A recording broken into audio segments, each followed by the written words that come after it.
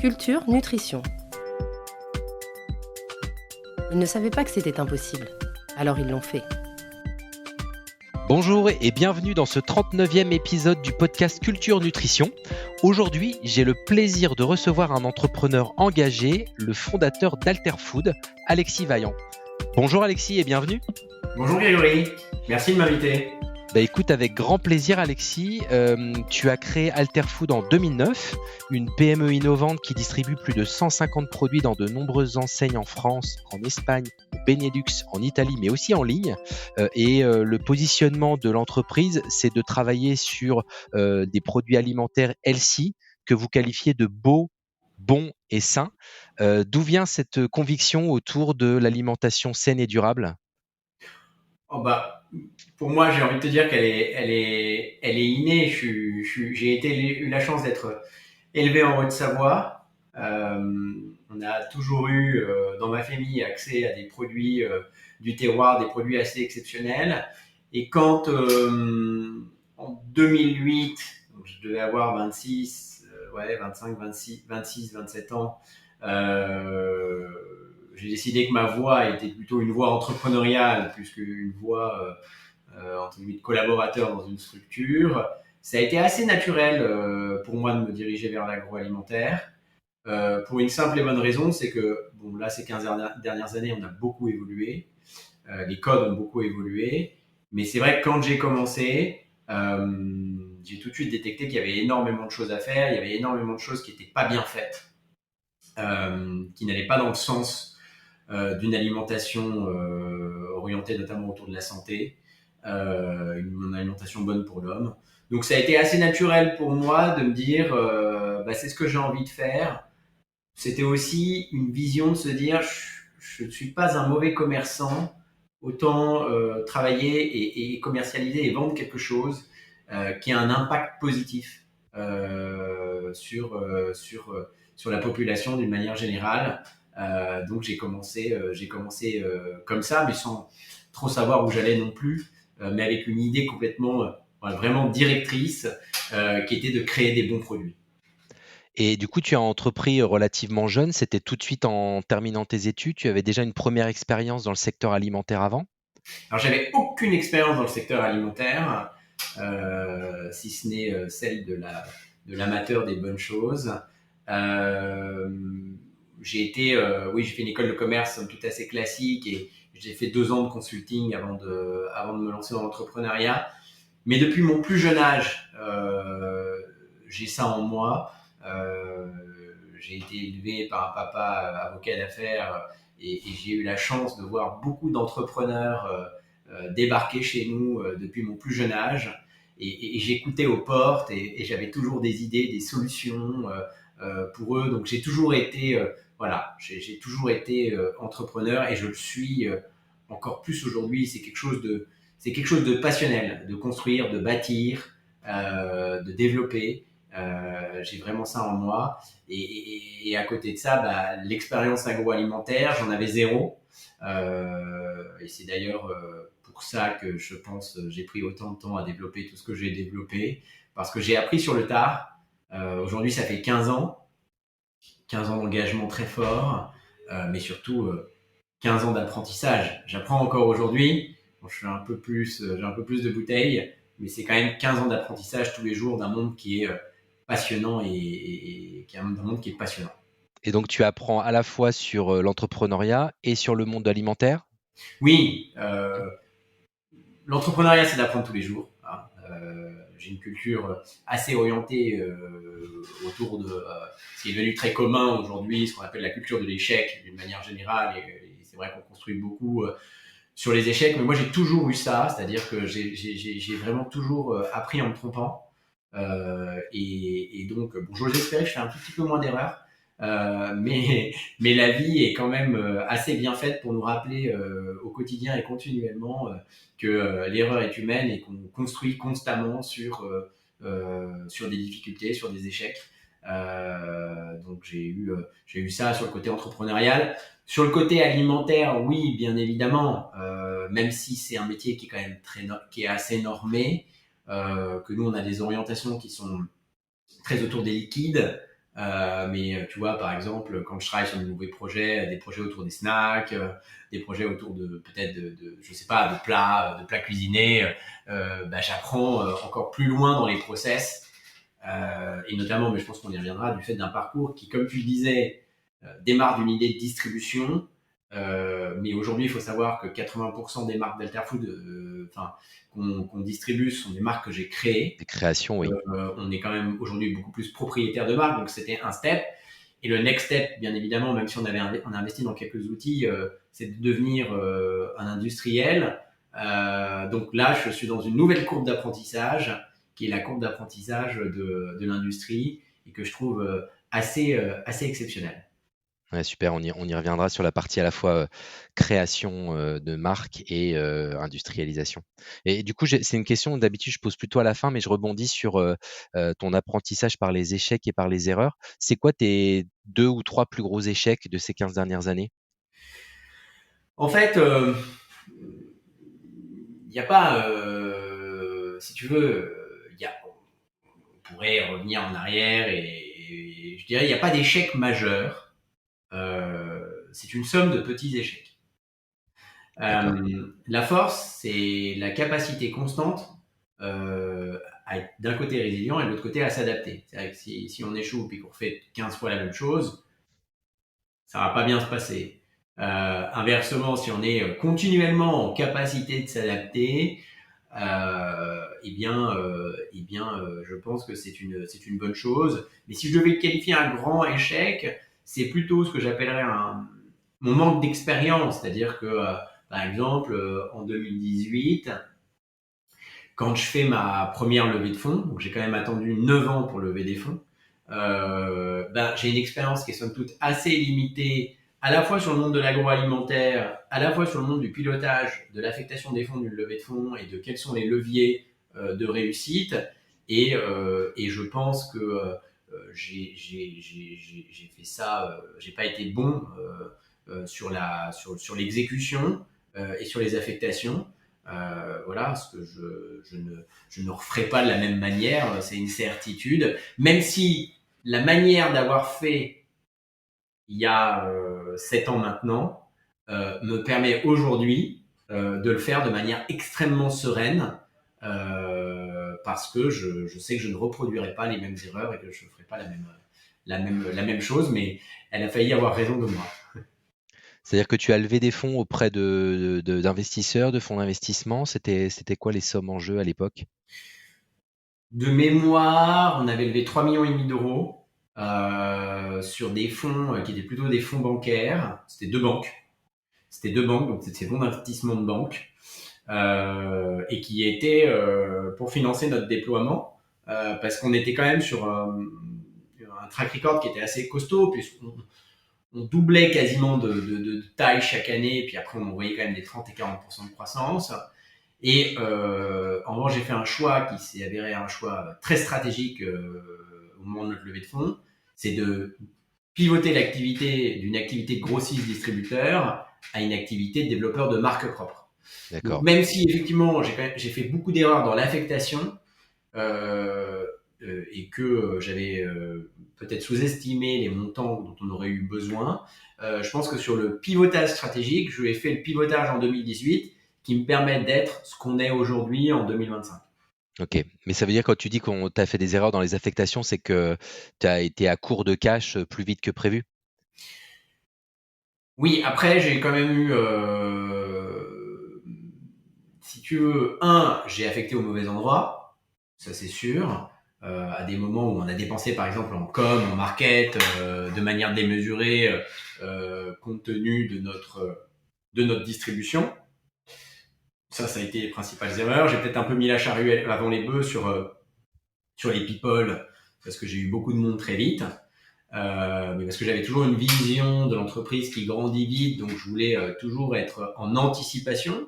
Mmh. Et si tu veux, il y a eu le Covid qui est arrivé, et quand le Covid est arrivé, on était pile en train de pivoter l'activité et on était pile en train d'avoir finalisé une grande partie de l'affectation et d'en bénéficier sur une croissance qui était quand même assez pérenne. Et le Covid a un peu remis tout ça en question.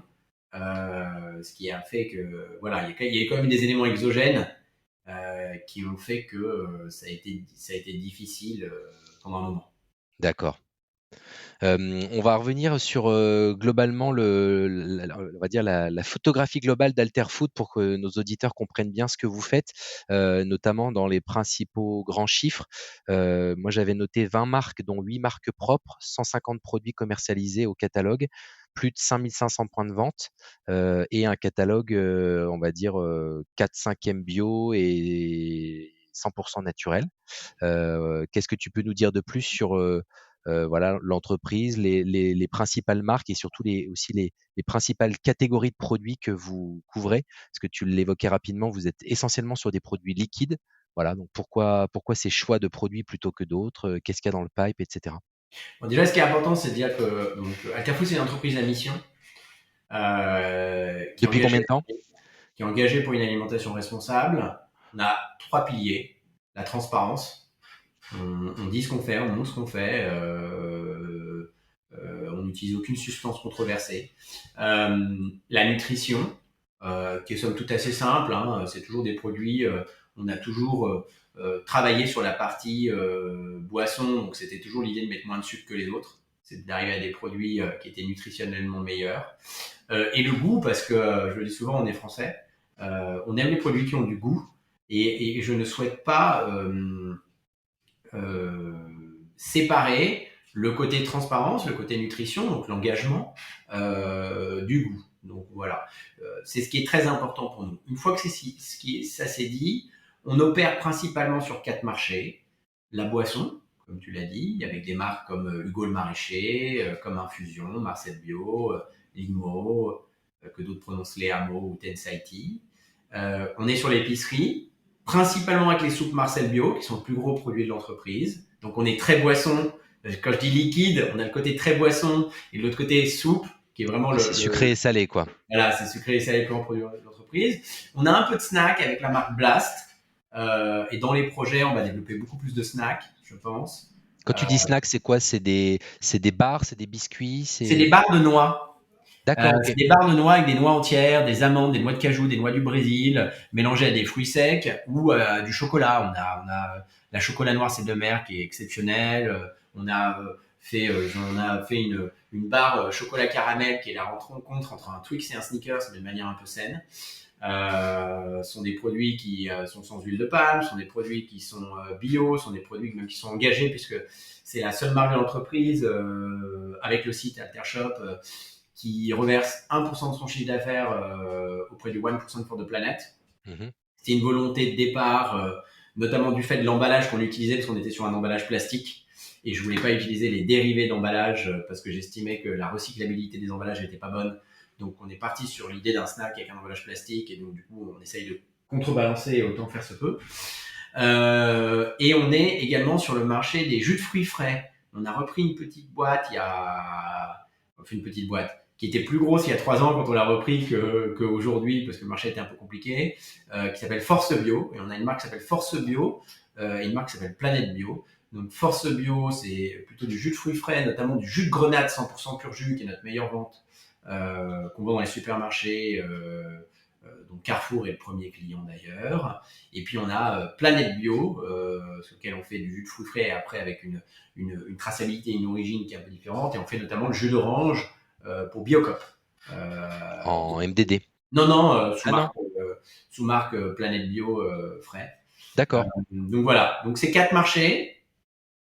Avec quand même une grosse proportionnalité sur la boisson et énormément de projets pour 2025 parce qu'on revoit une très grande partie de notre offre. Je t'expliquerai après. Ah, ok. Pourquoi. Mais on lance beaucoup d'innovations, on revoit une grande partie de notre offre. Ok.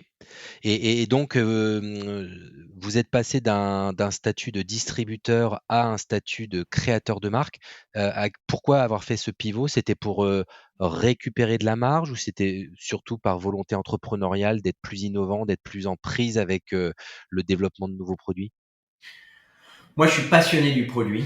Je suis passionné des marques. J'adore développer des produits et des produits qui ont du sens. Souvent, j'adore écrire des histoires, mais les histoires que j'écris, c'est des histoires qui s'embriquent. Quand je crée Marcel Bio, c'est l'histoire de rencontres, c'est une histoire d'inspiration, de développement de produits, mais c'est aussi l'histoire des filières qu'on monte autour, c'est l'histoire de l'outil de production dans lequel on investit, c'est l'histoire de donc c'est vrai que je suis assez j'aime ça, j'ai ce côté je pense aussi créatif de l'entrepreneur, non pas pour me lancer des roses, mais c'est vrai que c'est quelque chose que j'ai en moi. J'ai cette capacité de passer d'à la fois le côté très cartésien au côté plutôt très créa. Donc j'ai ce côté-là. Et c'est aussi parce qu'à un moment donné, je me suis retrouvé à beaucoup remarketer les produits que j'importais pour les adapter au marché français. Et qu'en fait, il y avait parfois des incompréhensions, des désaccords, des difficultés d'adaptation par rapport au marché français. Et que je te parlais de l'histoire avant, mais nous, ce qu'on aime, c'est raconter des vraies histoires. C'est-à-dire que vraiment, elles soient alimentées par la réalité de ce qu'est le produit et pas parce que le marketeur va inventer. Et donc, ce sens-là, il passait par mes marques propres. Après, bien évidemment, que tu récupères de la valeur, mais tu récupères aussi beaucoup d'emmerdes. Oui. C'est pas la même chose que de commander un camion ou 10 palettes chez un mec en Angleterre, en Allemagne ou je ne sais où, que de porter des stocks astronomiques d'emballage, de matières premières. Sourcing. Voilà, c'est pas les mêmes emmerdes. Financièrement, ça coûte beaucoup plus cher. Parce que tu immobilises du stock, tu investis dans la R&D, parce que tout ça. Exactement, voilà. Mais ça me passionne et à la fin de la course, c'est pour ça que je suis entrepreneur et c'est ce que j'aime faire. Ouais, d'accord, c'est très, très clair. Et le créneau boisson, soupe, etc., comment il est venu naturellement? Parce que quand on regarde l'histoire, on se dit, putain, c'est quand même gonflé d'avoir créé des marques sur des marchés qui sont quand même très encombrés, trustés par des multinationales. Et voilà, enfin, pourquoi avoir cette frottée à des marchés comme ça de très, très grande consommation? C'est assez audacieux. Parce que si tu veux, de prime abord, déjà les boissons, j'avais beaucoup d'acquaintance avec le marché. Et c'est aussi pour moi, pour être très honnête, je trouvais que c'était un marché qui était vraiment pourri. Fait de produits très sucrés, fait de produits très chimiques, fait de produits, voilà. Et effectivement, d'espèces de multinationales hyper visibles qui nous vendent des produits très mauvais pour la santé à coup de com exceptionnels, parce qu'ils sont très forts sur la partie com et pub. Moi, je les regarde avec beaucoup d'admiration. Et donc, ça m'a semblé au départ tout naturel d'aller là-dedans. Puis après, le problème, c'est que tu prends goût. Puis tu développes un savoir-faire. Et je pense que j'ai développé un vrai savoir-faire sur la boisson et un peu moins sur la food. Quant à la soupe, c'est la conjonction de deux choses. La première chose, c'est qu'on avait, comme tu le dis, un business très orienté autour de la boisson, donc une saisonnalité très forte. Il fallait que je contrebalance cette saisonnalité par potentiellement un produit d'hiver. Et bien évidemment, la deuxième chose, que j'aurais dû d'ailleurs te mettre en premier, c'est la rencontre.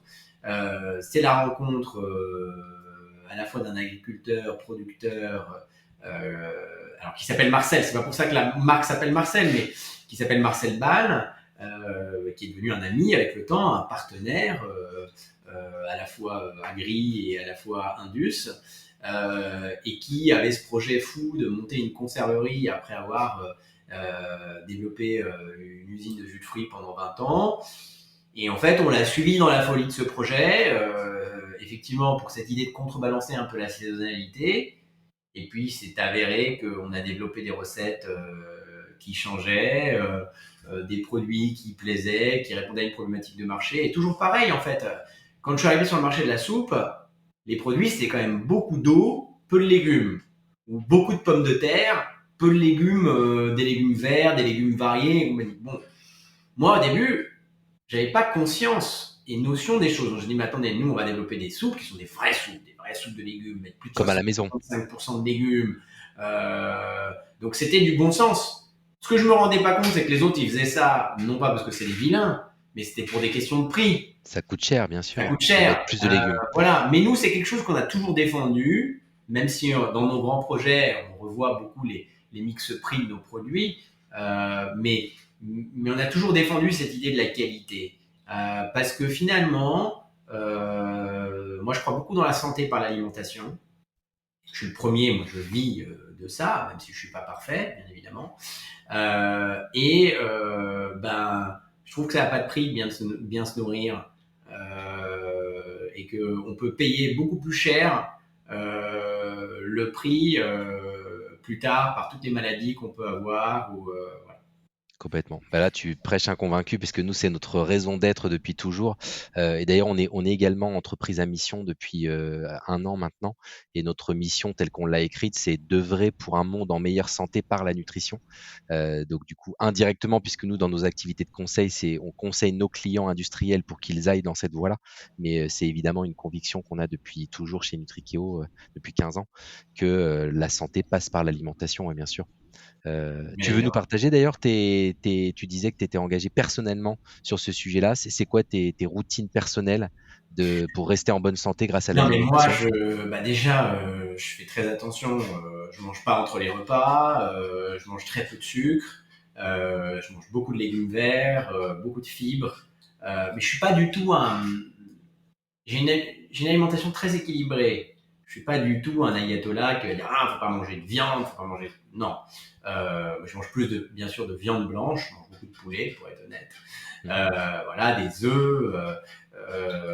J'ai un côté, j'ai une alimentation qui est très équilibrée, qui est sans excès, qui l'a été pendant longtemps. Parce que pour moi, manger est un vrai plaisir, un vrai bonheur de la vie. C'est quelque chose que j'aime par-dessus tout. J'ai la chance de faire un métier qui me permet de découvrir énormément de restaurateurs. Donc je découvre, mais je fais attention, je mange de manière très équilibrée et j'ai réduit de manière drastique les desserts dont j'ai été un grand fan pendant bien trop longtemps. Pour réduire le sucre, du coup. Oui, il fallait réduire, en fait, c'est fou, parce que l'histoire du sucre, moi, quand je crée Alter Food, je dois boire 3, 4, 5 Coca-Cola par jour. Du jour où j'ai créé Alter Food, je n'ai plus jamais bu un Coca.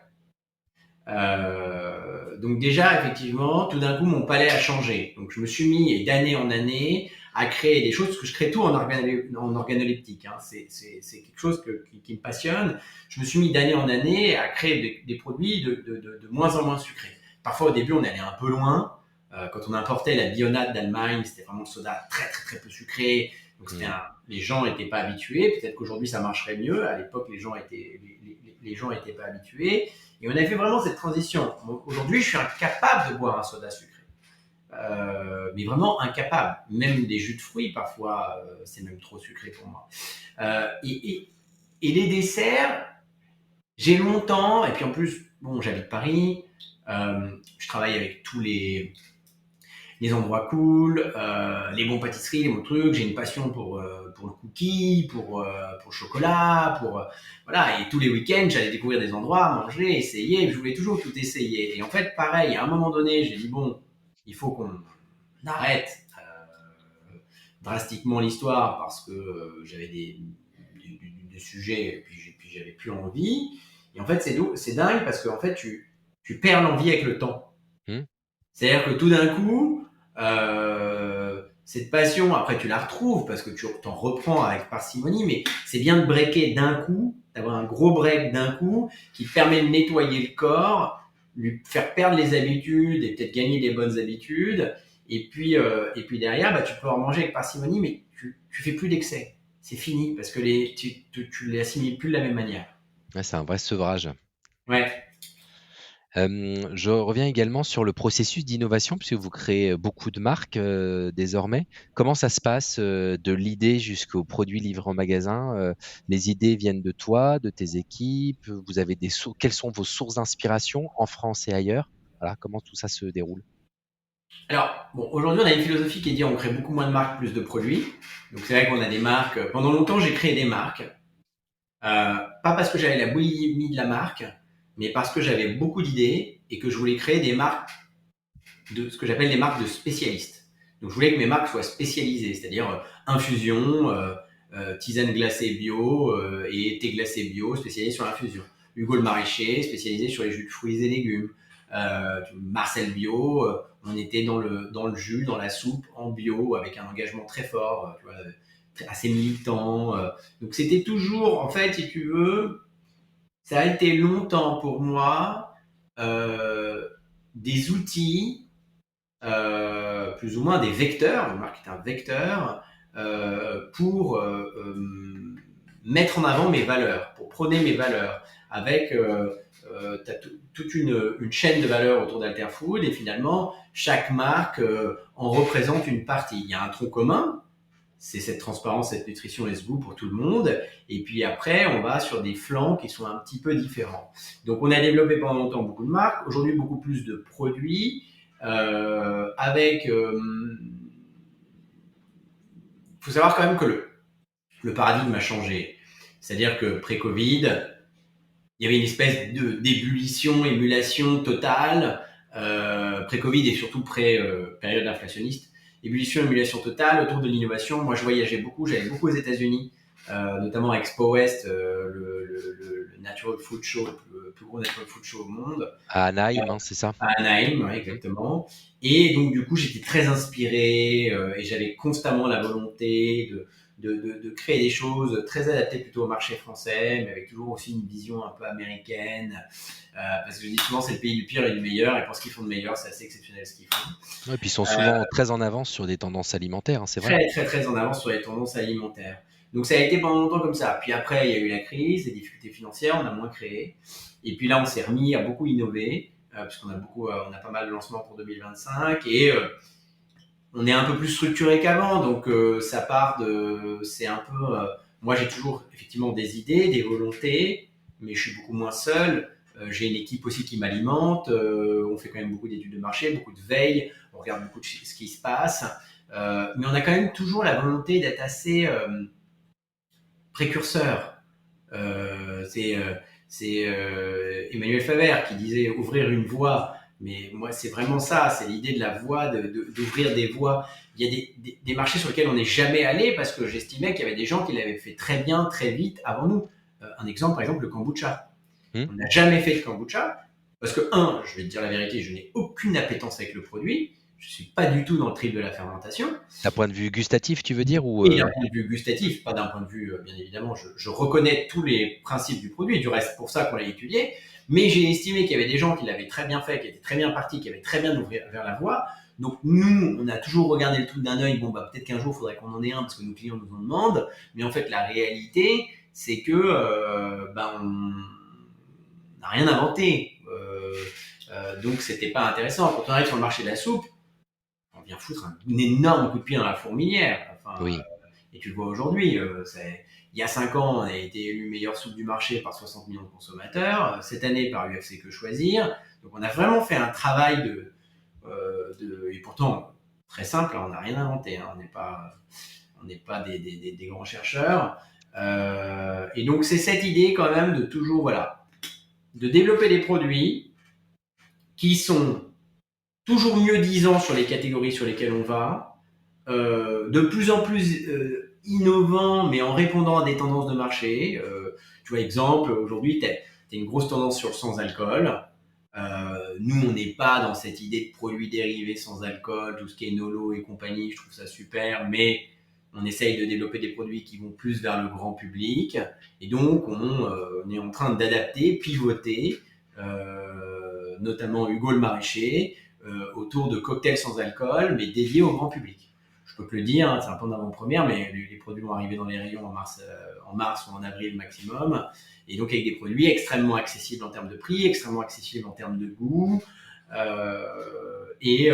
mais avec ce côté alternative à l'alcool pour les apéros, parce que c'est chiant. Toujours, le mec qui boit pas d'alcool, c'est le chiant du village. Et pourtant, moi, j'en bois très peu et on peut être sympa, drôle et passer des bons moments sans. Donc ce sera des cocktails sans alcool type Virgin Morito, des choses comme ça. Alors, des mix tout faits. donc du coup, ne voulant pas faire comme les autres, Ok. on a inventé des cocktails où on a travaillé des dérivés de cocktails. Tu vois, par exemple, on a un Bloody Mary sans alcool qui va s'appeler. Je l'ai plus. Non, on a un Et Bloody Mary qui ne sera pas un simple jus de tomate. non, Ça, non, qui s'appelle, attends, je dois l'avoir, attends, ce que je l'ai. Oui, qui s'appelle, pardon, Bloody Tomato. ok. Et en fait, c'est pas un simple jus de tomate. On a pris le meilleur de ce qu'on pouvait trouver comme jus de tomate et on l'a agrémenté pour que ça fasse comme au final un Bloody Mary, mais de manière très épicée. Voilà, tu retrouves le côté piquant, entre guillemets, de l'alcool. Très piquant, tu vois, à côté. C'est des boissons qui sont, comment dire, euh, qui vont être à la fois très équilibrées sur la partie fruits et légumes et très relevées. Donc, on va avoir le côté très pimenté. Et inversement, par exemple, on a créé un parfum qui s'appelle Ramène ta fraise et qui est là plutôt un truc à base de fraises, comme un daiquiri. Et on y ajoute une touche de basilic.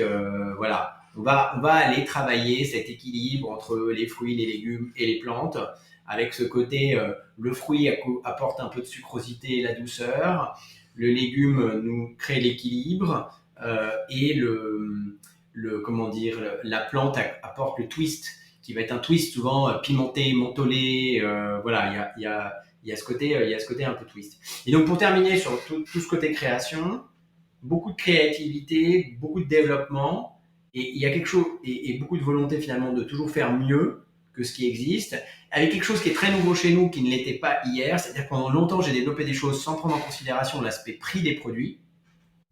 J'étais complètement narrow-minded ou complètement aveugle, tu vois. C'était ah non, faut faire comme ça, faut faire comme ça, faut faire comme ça. Je faisais pas attention au prix des produits. C'est vrai que pendant longtemps on a eu la chance que les clients n'y fassent pas non plus trop attention.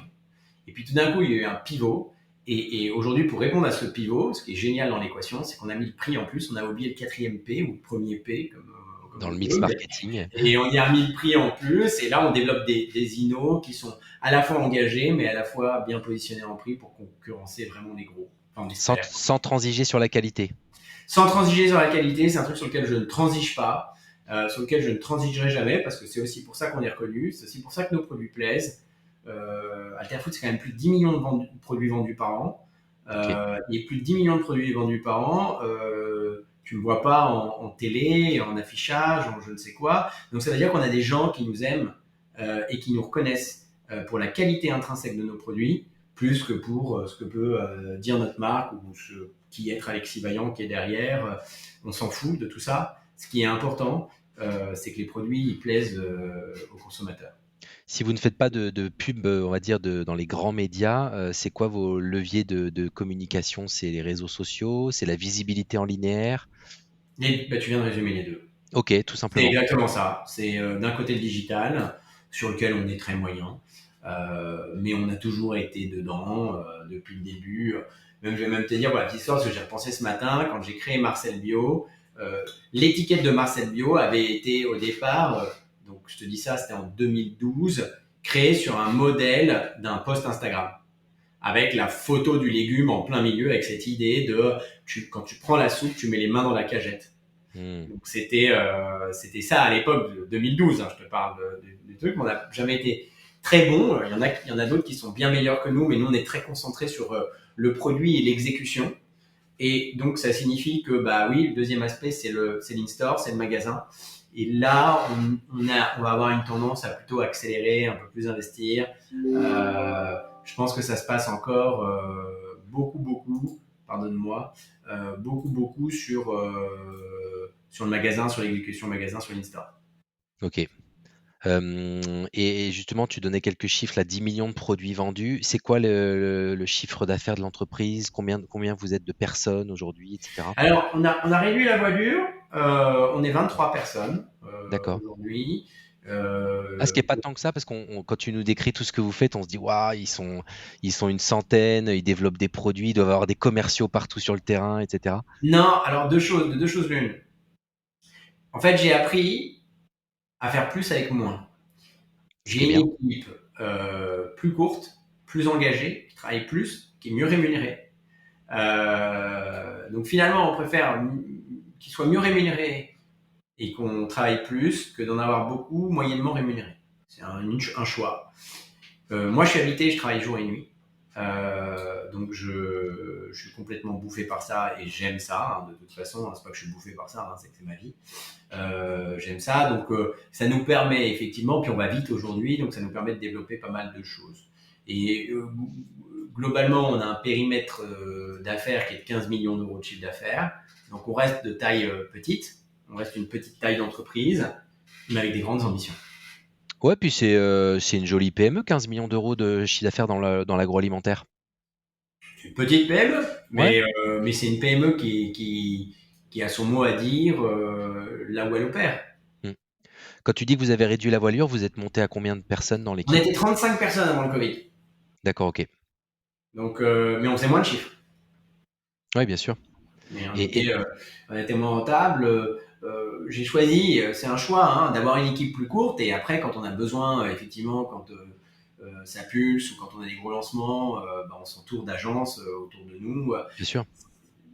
C'est plus agile aujourd'hui de le faire comme ça, parce que si demain on se retrouvait dans une crise encore une fois, on a une structure qui est plus légère du coup.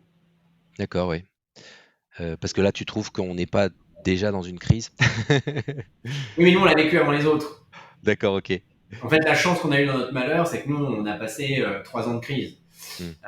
Et qu'on arrive dans cette crise, qui est une crise de la consommation bien évidemment, mais nous on arrive renforcés et on arrive avec des idées différentes qui, je pense, répondent aux problématiques des 5 prochaines années et aux problématiques de cette crise.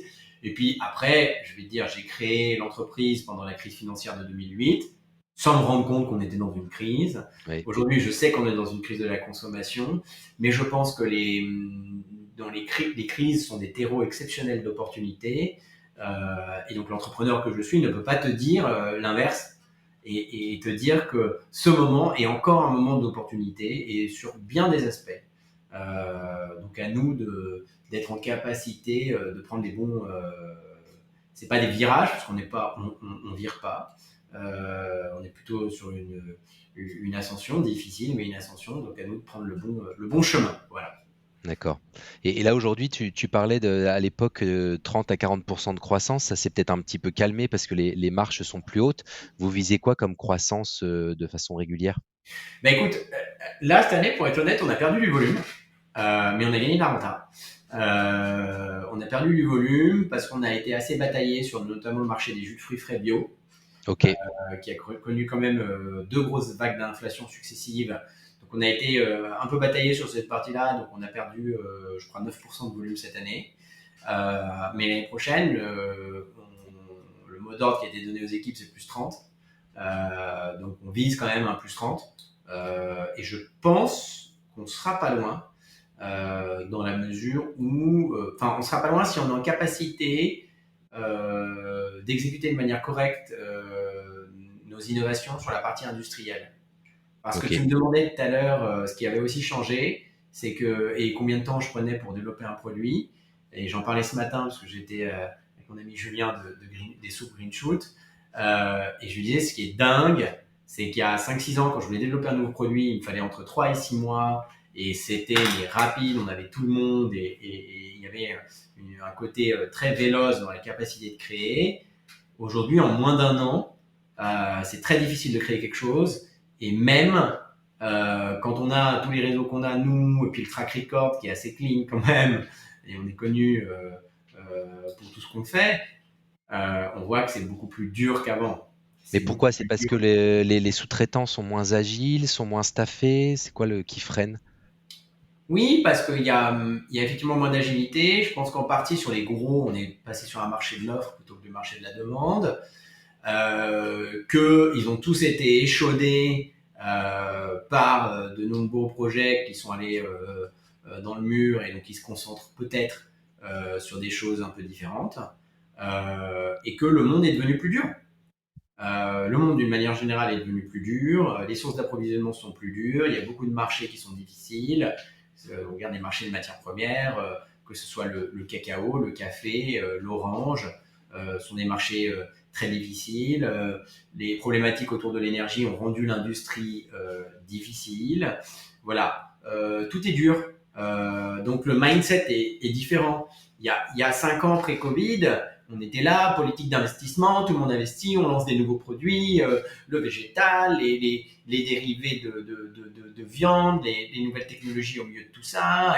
Et puis tout d'un coup, une crise arrive, de l'inflation, et on se rétracte. Et là, c'est le prix, le prix, le prix, le prix. Le prix n'est souvent pas une très bonne source d'innovation. Ouais, c'est vrai.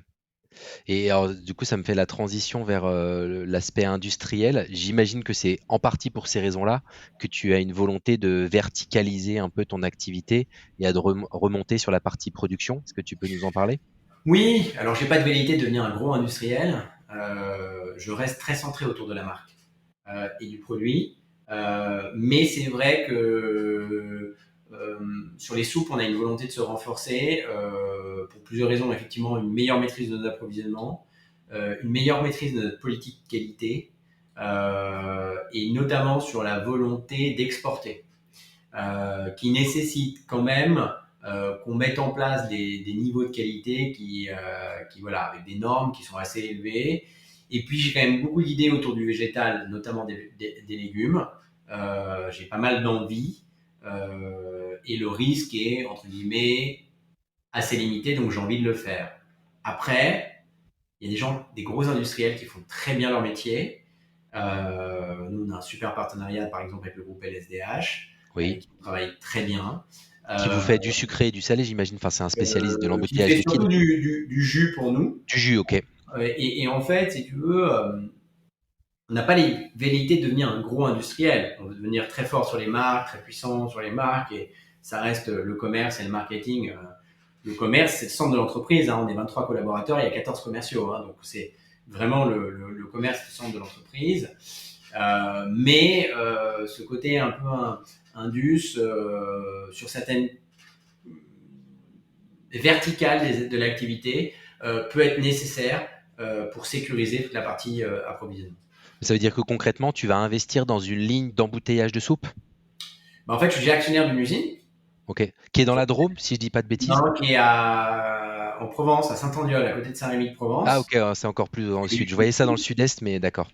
et j'ai une idée de voilà d'investir un peu plus, de moderniser l'outil. En tout cas, j'ai une idée d'outiller, quoi. D'accord. Tu parlais tout à l'heure de grosses actualités à venir pour 2025, donc des nouveaux produits. Mais est-ce qu'il y a d'autres sujets majeurs qui vont vous animer cette année? Cette année, ce qui nous anime, c'est le produit. Le produit, ok. C'est le produit. On a une énorme inno sur Hugo le Maraîcher dont je t'ai parlé. On se lance sur un marché sur lequel on n'est jamais allé avec l'IMO, avec nos limonades et notre ginger beer. Je peux pas en parler ici, mais j'espère que je pourrais. Enfin voilà, tu le verras vite arriver. Donc là, on a une actualité qui est assez forte dessus, avec un marché qui sera potentiellement un peu plus mass market que ce qu'on faisait avec l'IMO, qui était très premium. On a une marque de snack qui s'appelle Blast, sur laquelle on va lancer pas mal d'inno également, parce que on a cette partie snack, on a beaucoup de demandes et on est un peu sous-outillé, si je puis m'exprimer ainsi. Donc voilà, c'est des gros chantiers. Et effectivement, le quatrième chantier, c'est cette idée de structuration de la supply, et notamment autour de la soupe, et potentiellement d'autres produits à base de légumes d'ici la fin de l'année 2025. Donc d'autres produits à base de légumes qui seraient pas forcément liquides? Qui ne seraient pas forcément liquides, D'accord, qui seraient ok. peut-être un peu plus solides. Un peu plus épais? Voilà. D'accord. Ah bah on a hâte de voir ça. Très bien. Et justement, bah, je pense que c'est aussi une transition. Cet aspect légumes, il est très connecté à l'amont agricole. Et on voit que tu as créé des relations de proximité avec le monde agricole, avec les agriculteurs, donc Marcel, mais probablement beaucoup d'autres. Comment tout ça s'organise? C'est quoi, toi, tes convictions sur le lien entre l'agroalimentaire et l'agriculture? Bah, mes convictions, elles sont simples, c'est qu'il n'y a pas d'agroalimentaire sans agriculture. Mm. Moi, j'ai une vision qui est très tranchée sur le sujet, c'est que je suis toujours effaré quand je vois le prix des légumes en magasin. Je me dis, mais c'est pas croyable de vendre des légumes aussi peu chers. Je me dis, Ah mais oui, comment les gens qui sont derrière peuvent en euh, vivre. peuvent gagner leur vie. Donc pour moi, c'est quelque chose, et on se rend pas compte, c'est-à-dire qu'on met de la valeur dans des choses qui sont pas importantes et on met pas de valeur dans des choses qui sont importantes. Et je pense que l'agriculture est une pièce essentielle à la fois de notre métier mais de notre pays. Parce que, encore une fois, on peut vivre sans un téléphone, on peut vivre sans un ordinateur ou je ne sais quoi, mais on ne peut pas vivre sans manger et sans boire. Et c'est important, je pense que on ne le met pas suffisamment au centre des préoccupations. Et je pense qu'on doit le mettre au centre des préoccupations. Donc ma vision, là-dessus, elle est très simple. Après, on va pas non plus raconter des conneries. Moi, j'ai la chance de travailler en proximité avec Marcel Ball.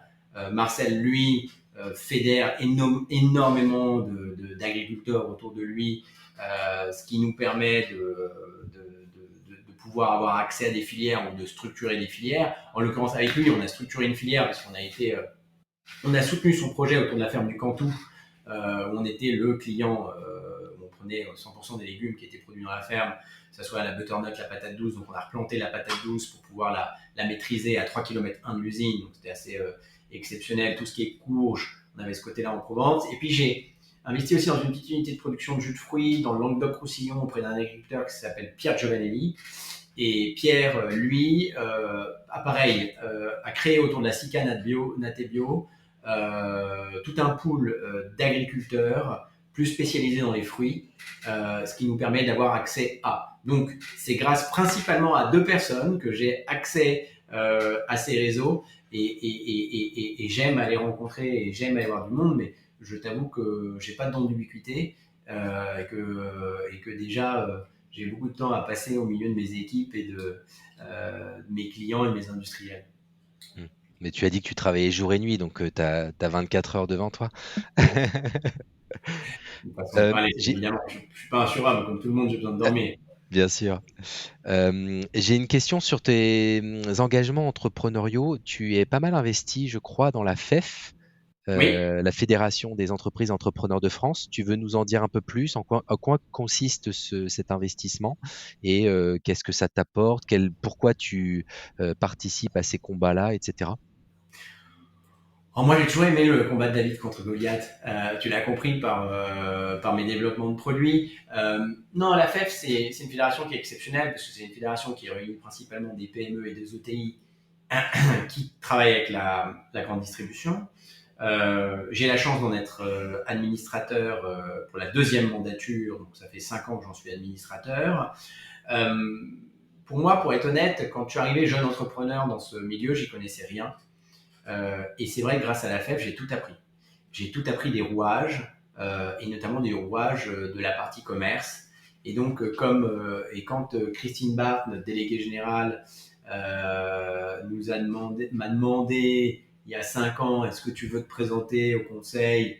J'ai pas réfléchi une seule seconde parce qu'au départ, c'était plutôt l'idée de rendre en me disant bon bah on m'a beaucoup donné dans cette association à laquelle je fais partie et j'ai développé beaucoup de business et comment je peux rendre. Et puis aujourd'hui, c'est devenu effectivement un vrai engagement, un engagement très fort parce que on travaille constamment sur des sujets qui visent quand même à donner plus de poids aux PME et aux ETI françaises, ou en tout cas aux PME, aux ETI françaises ou européennes, mais qui créent de la valeur sur le territoire français, dans les rayons de la grande distribution. C'est quand même cette idée de se dire, ok, comment on fait pour contribuer au dynamisme économique de notre pays via des entreprises qui sont engagées dans les territoires.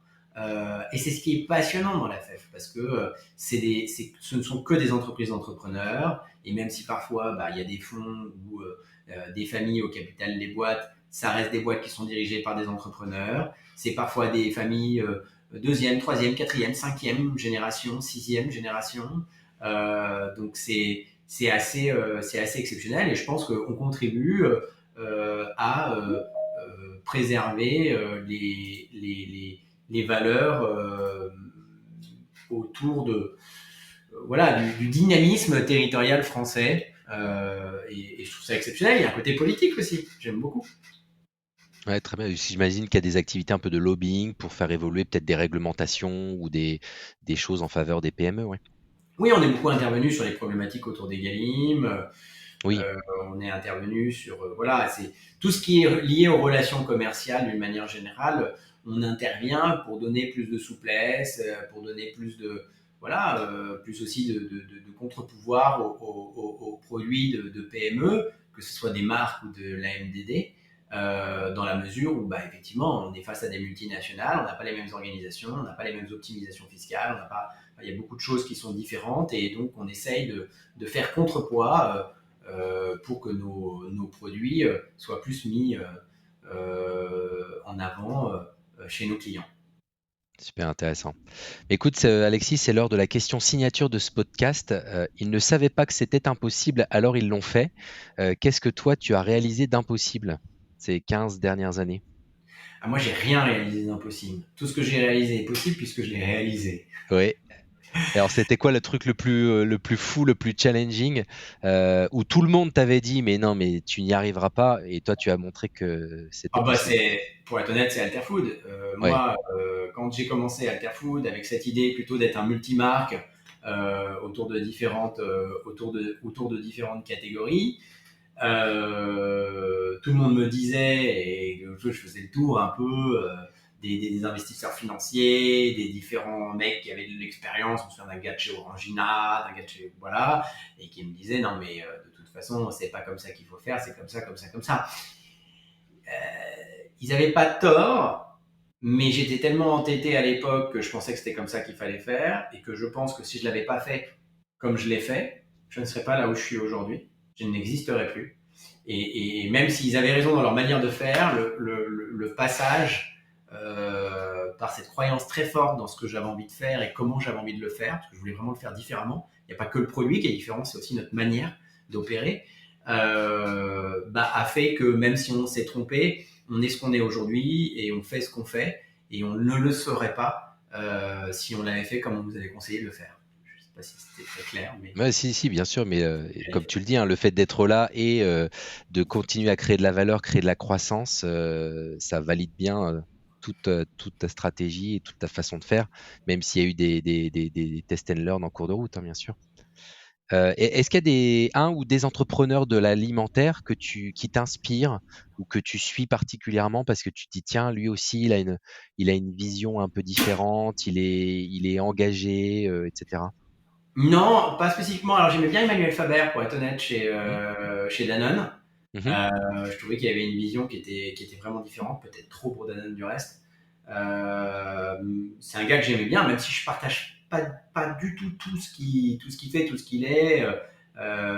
Mais c'est quelqu'un que, voilà, quelqu'un que j'appréciais particulièrement. Non, moi, il y a des entrepreneurs plutôt connexes qui m'inspirent. Yvon Chouinard, par exemple, de Patagonia, mhm. est quelqu'un qui m'a beaucoup inspiré. Et voilà, mais après, je m'inspire, je devrais dire, je suis passionné d'entrepreneuriat. Et on a la chance, en France, d'être un pays avec beaucoup d'entrepreneurs et des entrepreneurs qui ont réussi avec brio dans leur domaine d'activité réciproque. Et j'ai beaucoup d'estime pour ces gens. Je les regarde, je les écoute et j'essaye toujours de comprendre comment faire, comment adapter à mon métier. Donc c'est pas une personne en particulier, c'est une somme d'entrepreneurs qui font aussi, malgré les difficultés, la réussite de notre pays. Mais très bien, ce sera le mot de la fin. Merci beaucoup, Alexis. Je pense que du coup, bah, tu as toute ta place dans ce podcast qui s'intéresse justement aux entrepreneurs qui font bouger les lignes de l'alimentation et de la nutrition. Je pense que par ton témoignage, tu nous as parfaitement éclairé sur tes convictions, sur la capacité d'apprendre au fil de l'eau grâce à l'entrepreneuriat et sur la capacité à créer, à innover, y compris sur des secteurs, sur des catégories alimentaires qu'on pourrait penser bouché, sclérosé et trop encombré. Je pense que tous les produits que tu développes avec ton équipe chez Alterfood sont bien la preuve qu'on peut trouver des voies alternatives et d'avancer vers une alimentation plus saine, plus durable, meilleure pour la planète, meilleure pour le goût, meilleure pour les hommes. Donc tout ça, c'est des convictions qu'on partage beaucoup chez Nutrikeo également. Donc merci à toi pour ce témoignage, pour ce partage d'expérience et je te dis à très bientôt dans l'écosystème du food et de l'alimentation. Merci beaucoup Grégory. Merci et très bonne journée à tous ceux qui nous suivent. N'hésitez pas à partager cet épisode ainsi que tous les autres à tout votre écosystème qui lui aussi est très curieux d'en apprendre plus sur les entrepreneurs et sur les filières alimentaires. Et je vous dis à très bientôt pour un nouvel épisode. Bonne journée.